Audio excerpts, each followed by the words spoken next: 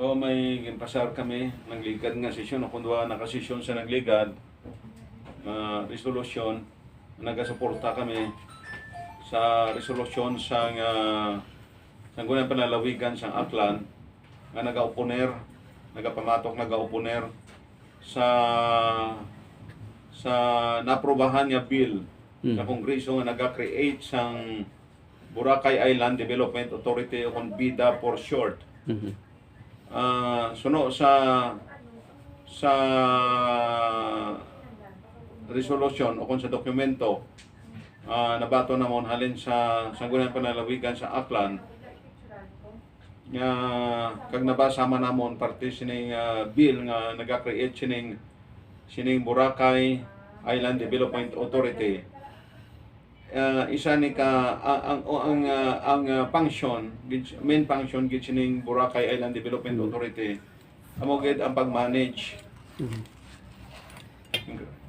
i-create ni para i-manage, i-improve, i-rehabilitate, in short para padaganon inang operation dira sa Boracay.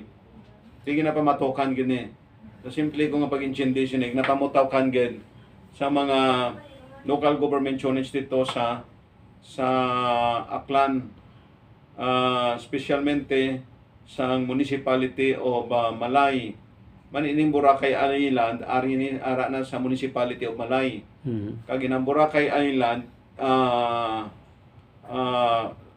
sakop gina sang tatlo ka component barangay sang Malay Aklan.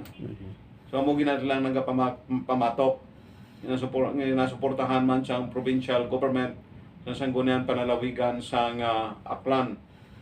Ang akon gid sa sa simple nga pag-intindi sini hindi gusto ni ang mga local government unit sa Aklan apin pang Malay Municipality of Malay kag ang sanggunian panalawigan nga ining Boracay Island iga manage iga operate iga improve sining Boracay Island Development Authority. Kaya para sa ila araman sila kuno nga maga-manage, maga-operate kag maga-improve sila ng Boracay Island. Tinga i-create pa inaiya ang Boracay Island Development Authority para mag-manage sila kay araman sila. Okay. Madula ila nga pagpoder. Madula ila otoridad sa manage sa pag-develop sinang Boracay Island kung ihatag ang pag-manage kapag develop sina sa Boracay Island Development Authority. Sa mo nang ilang ina pamatokan kaya ara man sila no ara man sila nga i-manage kag i-improve ang Boracay Island. In fact para sa ila maayo man kuno ang operasyon sinang Boracay madamo man tourist nga nagsulod dira kag maayo man ang operasyon sa ilang pagpadlagan sa municipality of Malay nga ginasuportahan man sa ibang LGU specialmente sang province of Aklan.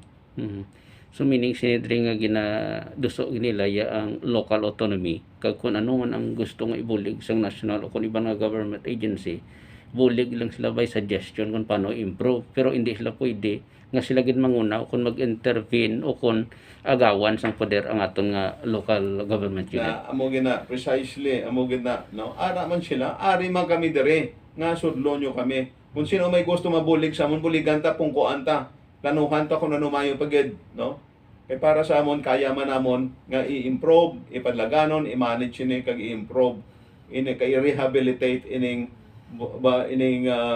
Boracay no as one of the leading tourist destinations there sa pungsod Pilipinas. Okay.